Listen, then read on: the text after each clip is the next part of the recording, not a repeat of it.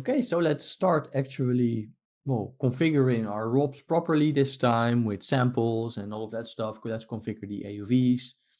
And then I'll start rendering out some stuff. And then of course we can take it into compositing.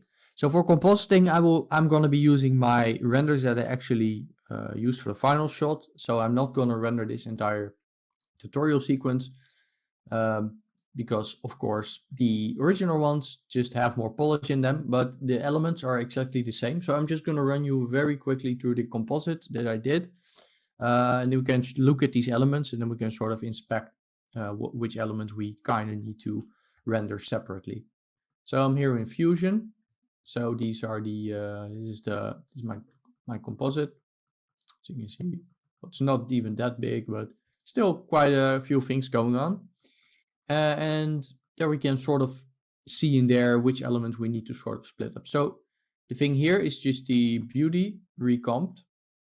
So I'm not sure how familiar you are with compositing, but generally what you do is, so for example, if you render something, you generally bring something in, and then that is the beauty.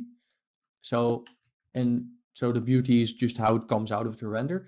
But then you generally split it up inside of compositing into the individual elements like diffuse. So that's just going to be the diffuse of the materials. So no specular, no GI, whatever. You're going to have reflection. So that's in this case here, you can see the fire on the ground. Going to have the GI, so the global illumination, and all these elements are separate. And then because they're separate, you can grade them individually to sort of recreate your beauty. We're going to do that in the composite later on. But if we're going to just look through this, and I rendered this out separately here. So as you can see, so that's this thing part rendered out. In this render, I included the ground, the rocks, the scattered rocks, the debris, and the rigid body parts. And you can see I actually rendered the light as well in that render, so from the pyro, which is a little bit slow because you need quite a few GI samples. You can see it's still a little bit noisy, but we're denoising it just a little bit in here. So that's going to be one pass that we need. And in this folder that I have here, there are a couple of extra files here that I didn't end up using in the final composite. So I also didn't end up including those in the tutorial. For example, the particle shockwave is not being used. We'll talk more about that later, but that's one element we need. So, and it comes back here in a couple of times, and there are some elements that are extracted from that beauty. So we need the volume, and the volume here is just being masked by something. So, but that's essentially just this thing. So we need to do a volumetric pass. So that's essentially just what we have also with our ground comp, but then just a volumetric pass of it. The reason why we're doing that and not rendering the volumetrics in the main thing, just because now we'll have more control over how it looks, because we could just, like, let's say if we want, for example, just to tint the volumetrics, for example, and like make them red or like change the brightness and stuff, then you have all that separate control. And if you were to do that inside of your render, I mean, you could do that. I kind of like as well, maybe sometimes trying as much in render as possible. In this case, it just didn't make a lot of sense. So then you can have that separate control. So you can see I'm doing a whole bunch of masking here. So we need that element. So the pyro, of course, is rendered separately. And I actually have, the pyro is actually split up into multiple elements. So this is just the beauty for the pyro. So it's all of the elements combined, but we're going to set up some AUVs. So for example, this is just the emission. And there's more AUVs to it. So for example, there's just the fog here. You can use as a mask, and there's a whole bunch of cool stuff you can do. So we're going to do that. So that's one we need. We have this steam. So that one starts a little bit later. You can see I'm masking it out here. So let me just disconnect the mask for now. See, that's my masking layer. You can see I have a little bit more detail here than I did in the tutorial one. But again, for your own scene, really just polish it however far you want. The more resolution you're going to add to stuff, the slower it's going to get. So that's just something you really just need to do yourself and just make it your own. I mean, don't exactly copy what I'm doing.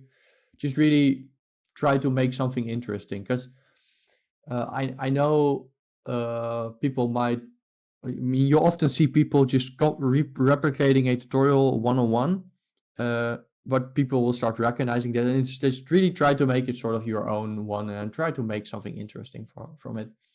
So here I have the embers. You can see my embers are a little bit more chaotic, so I did a little bit more with the turbulence, and you can see very nice the light from the pyro going on them. So that looks kind of cool. So we have that element. Again, I'm just using the emission here a little bit for something else. So again, here are the embers as well. So the smoke, shockwave. So you can see it's very low resolution, but and you can see I made it a little bit more sort of extreme in this version, and I blew it to the side. So but you can see it does really add a lot if you have that. So I mean, just tweak your elements to whatever you think looks cool.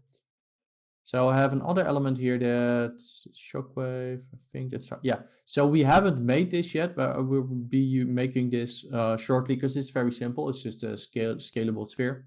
So it's a shockwave. And you can see it's just a couple of frames, but essentially it's just a refractive sphere that moves across the surface so that it refracts everything inside of it. And then when you layer that on top, just go ahead a couple of frames, you can really get sort of, you can see I layered it pretty mild. I could, I guess, increase it. I graded it down here as well, but it really helps adding to the shockwave. So I'm layering it again there, but I'm not sure what I'm, okay, I guess I layered it 2 times. So we have that element, and we're making some additional elements in here, adding a little bit of stock footage as well. But I mean, these are all the elements, right, that we discussed. So again, rocks, set up the AUVs. So that's something we need to do. Volume for the environment, that's something we need to do. Pyro, split it up into AUVs. Shockwave smoke, these are all the elements that we need to make this one, so we don't need to forget about that one. And the embers, where do we get the embers? Right, so the embers. So now that we're up to speed on which elements we need to render, let's really try to nail the settings for the render settings, how we're going to write them out, talk about the sampling and all of that good stuff. But I thought it just would make sense to sort of run you through the composite first, so you kind of know what's up before we start doing that, because else it might not make a lot of sense. So yeah, let's go ahead and dive back into Houdini.